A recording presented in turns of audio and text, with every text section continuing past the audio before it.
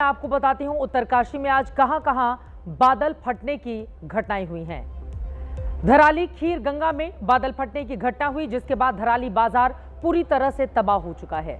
जबकि हर्षिल में भी बादल फटने की घटना से आर्मी कैंप में बड़ा हादसा हुआ है और यहां से आर्मी कैंप में हादसे के बाद कई जवानों के बहने की खबर भी आ रही है।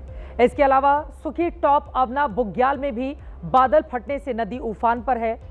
गंगोत्री राष्ट्रीय राजमार्ग पर कई जगहों पर मलबा और बोल्डर आ गया, जो हालात को और ज्यादा चुनौतीपूर्ण वहां पर बना रहा है।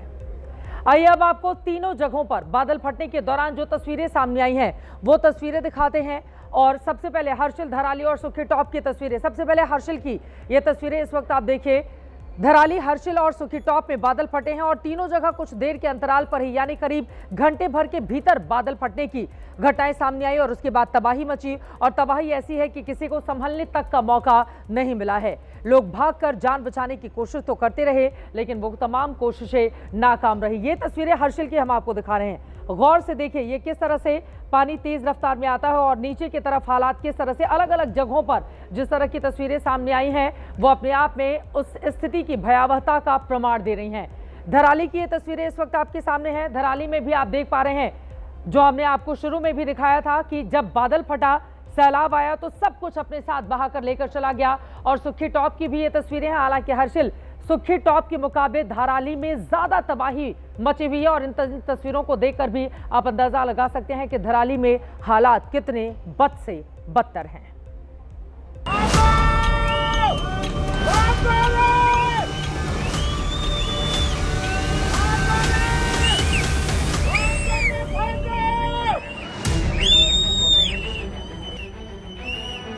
पहाड़ से सैलाब रौद्र रूप में नीचे उतर रहा था।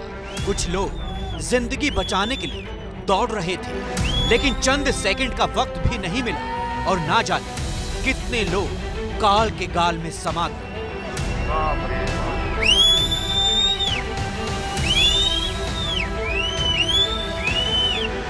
पूरे के पूरे शहर का आधा हिस्सा बह गया। ना जाने इन घरों में आपदा के वक्त कितने लोग मौजूद थे जिन्हें कुदरत ने संभलने का मौका तक नहीं दिया। घर और इंसान सब पलक झपकते ही ढह गए। जान और माल के नुकसान की सबसे दर्दनाक वीडियो गवाह सामने आ गई।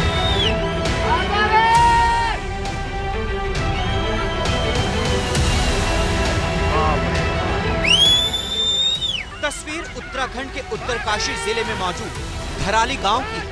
हरे भरे पहाड़ पर बादल मंडराते नजर आ रही है।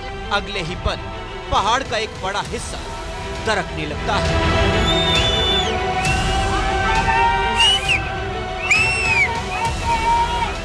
खीर गंगा नदी के साथ पूरा मलबा नीचे मौजूद शहर की तरफ बढ़ता है।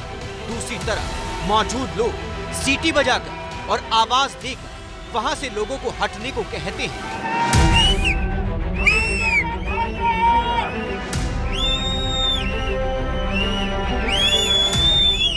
कुछ लोग सड़क पर दौड़ते नजर आ रहे हैं। कुछ गाड़ी की मदद से भागने की कोशिश करते हैं। मकानों को निगलकर आ रहा सैलाब पीले रंग की 3 मंजिला इमारतों को भी अपने आगोश में ले लेता है, जिसके बाहर से लोग दौड़ते नजर आ रहे थे।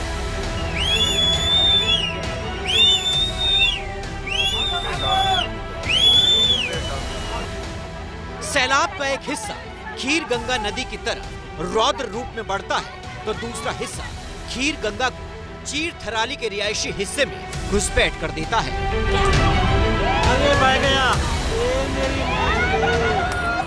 सबसे पहले नीले रंग के 2 टीन शेड मकान बहते हैं। उसके बाद सफेद रंग की इमारत भी तबाह हो जाती है।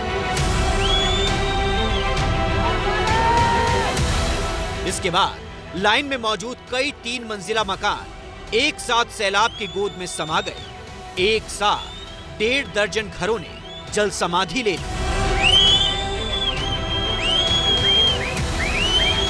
सैलाब की तबाही से उठे धुएं का गुबार धराली गांव में तबाही की कहानी बयां कर रहा है। धराली का एक वीडियो और सामने आया है, जो भागीरथी नदी के इस पार से शूट किया गया है, जो पहले वीडियो के मुकाबले दूर से लिया गया है।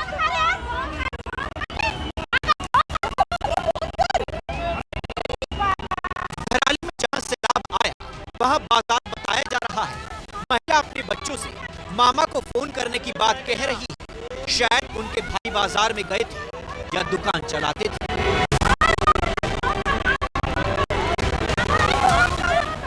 मामा चले गए सेफ जगह। वीडियो शूट कर रहे इन लोगों के रिश्तेदार तो सुरक्षित जगहों पर निकल गए, लेकिन ना जाने कितनी जाने खीर गंगा की जद में आकर भागीरथी नदी में समा गई। खीर गंगा धराली गांव को 2 हिस्सों में बांटती थी।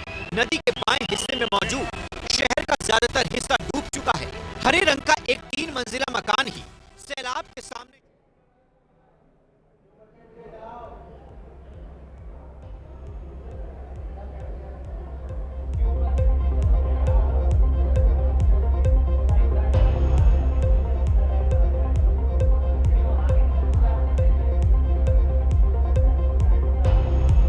कैसे फटते हैं बादल?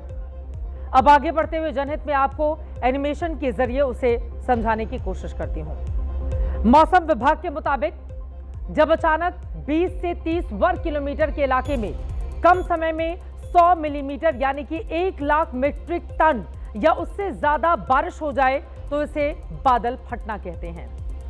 वैसे अहम बात यह है कि इसमें बादल फटने जैसा कुछ नहीं होता, लेकिन बारिश इतनी तेज होती है मानो जैसे आसमान में पानी का बड़ा गुब्बारा अचानक फट गया हो।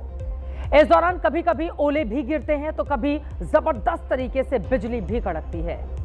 इस पूरी प्रक्रिया में बारिश के तूफान में ऊपर की ओर बहती हवा की धाराएं भारी मात्रा में पानी को अपने साथ लेकर जाती हैं। अगर बहती हवा की धाराएं अचानक रुक जाएं तो तबाही मच जाती है। बादल फटने पर लोगों की जिंदगी और संपत्ति दोनों को बहुत बड़ा नुकसान होता है, जैसा कि आज उत्तरकाशी में देखने को मिल रहा है। उत्तराखंड में आज की तबाही 12 साल में 3 बड़ी तबाहियों की हैट्रिक है। पिछले 2 तबाही में सैलाब के बाद की तस्वीरें थीं, लेकिन आज की तबाही में जिंदा तस्वीरें सामने आ रही हैं, जब मिट्टी और पत्थरों के सैलाब ने एक रिहायशी इलाके पर हमला किया और कुछ ही सेकंड में सब कुछ मिटाकर तबाह करके रख दिया। आपको याद होगा 16 जून 2013 की केदारनाथ त्रासदी दुनिया की भीषणतम त्रासदियों में से एक, जिसमें 6000 लोग मारे गए थे। बादल फटने से चौराबड़ी झील से पानी फूटा और मंदाकिनी नदी की बाढ़ ने केदारनाथ मंदिर को छोड़कर वहां पर कुछ भी नहीं छोड़ा था। मलबे में दबे सैकड़ों लोग नहीं मिल पाए। 7 फरवरी 2021 को चमोली में नंदा ग्लेशियर की बर्फीली चट्टान टूटने से ऋषिगंगा और धौलीगंगा नदी में सैलाब आ गया। इसमें एनटीपीसी के 2 प्रोजेक्ट बह गए थे। 200 से ज्यादा लोगों की मौत हुई, कई मजदूरों का पता नहीं चला। और अब वैसी ही त्रासदी उत्तरकाशी के धराली में हुई है। एक डरावना सैलाब पूरा कस्बा बहाकर अपने साथ लेकर गया। विचलित करने वाली तस्वीरें हैं ये। मिट्टी का सैलाब 4-4 मंजिला इमारतों को तिनके की तरह बहाकर अपने साथ लेकर जाता है। इन इमारतों के भीतर जो लोग रहे होंगे, जरा सोचिए उनका क्या हुआ होगा। जैसा कि हम लगातार आप तक खबर पहुंचा रहे हैं, हादसा बहुत बड़ा है। कितने लोग मारे गए, कितने लापता हैं, अभी इसका सही अंदाजा लगा पाना बेहद कठिन है। और तस्वीरों में आप देख रहे हैं कि बादल फटने के बाद जिस तेज रफ्तार से मलबे का सैलाब धराली की ओर बढ़ चला था, कई लोग निकलकर भागने की कोशिश में भी थे। बहुत दूर से रिकॉर्ड हुई हैं ये तस्वीरें, जिसमें भागते हुए चीख पुकार मचाते हुए लोग भी आपको दिखाई दी जाएंगे। बादल फटने और फिर पानी के बहाव का शोर सुनने के बाद ये लोग भागने की कोशिश कर रहे थे, क्योंकि पानी बड़ी तेजी से मिट्टी और बड़े बड़े पत्थर बहाता हुआ अपने साथ नीचे की तरफ ला रहा था। उसके शोर के बाद लोग वहां पर अलर्ट हुए थे। लेकिन इसी की अगली तस्वीर अब देखिए, लोग भागकर बहुत दूर नहीं जा पाए। उससे पहले मिट्टी का सैलाब बड़ी तेजी से मकानों को ढाता हुआ इन लोगों तक आ पहुंचा। और अब आप देख सकते हैं कैसे अपने सामने पड़ने वाले हर घर को ताश के पत्तों की तरह ढाते हुए मिट्टी और मलबे के सैलाब ने भागते लोगों को भी अपनी चपेट में ले लिया। और अब अगली तस्वीर, ये सैलाब की कुछ थमने की बात की है, जिसमें धराली के कई घर मलबे में आधे से ज्यादा धंसे हुए दिखाई देते हैं। ये वैसा ही डरावना दृश्य है जैसा 2013 में केदारनाथ और फिर 2021 में चमोली में दिखा था। अभी से ये नहीं कहा जा सकता कितने लोग मलबे में दबे होंगे। हो सकता है इन घरों में कुछ लोग हों जिन्हें भागने का वक्त ना मिला हो। बादल क्यों फटते हैं ये हमने आपको अभी बता दिया, लेकिन आज की त्रासदी के बाद बड़ा सवाल है, क्या बादल फटने पर जो तबाही होती है वो रोकी जा सकती थी? क्या ऐसा कोई मैकेनिज्म नहीं है जिससे इंसानों को ऐसे सैलाब की चपेट में आने से बचाया जा सके? उत्तराखंड में ऐसी हर आपदा के बाद पहाड़ी इलाकों में बड़े बड़े पैमाने पर कंस्ट्रक्शन हो रहे हैं। पहाड़ों को काटकर बनाई जा रही सड़कों, सुरंगों, हाइड्रो पावर प्रोजेक्ट और जंगलों की कटाई को लेकर बहस फिर से जिंदा हो जाती है। सारा दोष ले देकर इस पर आ जाता है कि अंधाधुंध विकास के कारण पर्यावरण का संतुलन बिगड़ रहा है और नदियों की धारा बदलती जा रही है। जाहिर है इस मामले में भी देर सबेर यही बातें होंगी। जांच बैठेगी, आयोग बनेगा, रिपोर्ट दी जाएगी, जवाबदेही पूछी जाएगी और उस पर राजनीति भी होगी। लेकिन फौरी तौर पर यह सवाल हर एक के मन में खटक रहा है कि जब बादल फटने के हादसे उत्तराखंड में बहुत आम हो चले हैं, तो फिर खीर गंगा नदी के किनारे पर उसके जल ग्रहण क्षेत्र में इतने होटल, रेस्टोरेंट और स्टे होम क्यों बनाए गए? क्या केदारनाथ बार बार रिपीट हो सकता है? इसका जरा भी अंदाजा नहीं था और केदारनाथ हादसे से हमने कुछ सीख नहीं लिया।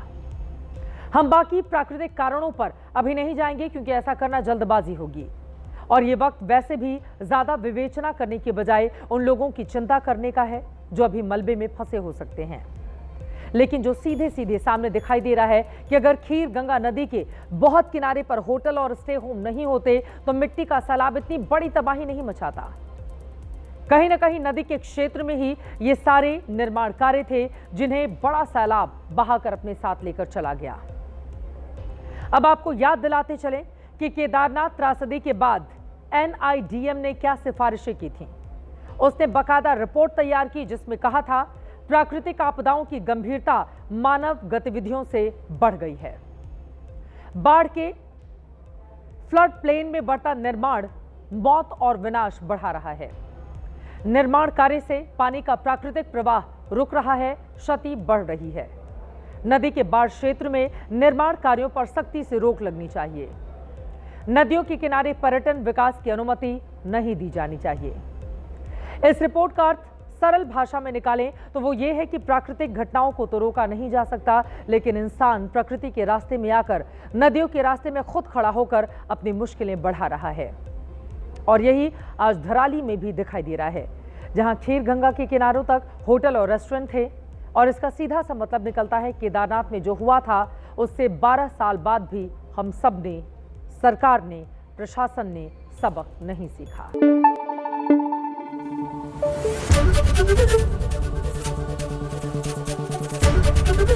ABP न्यूज़ आपको रखे आगे।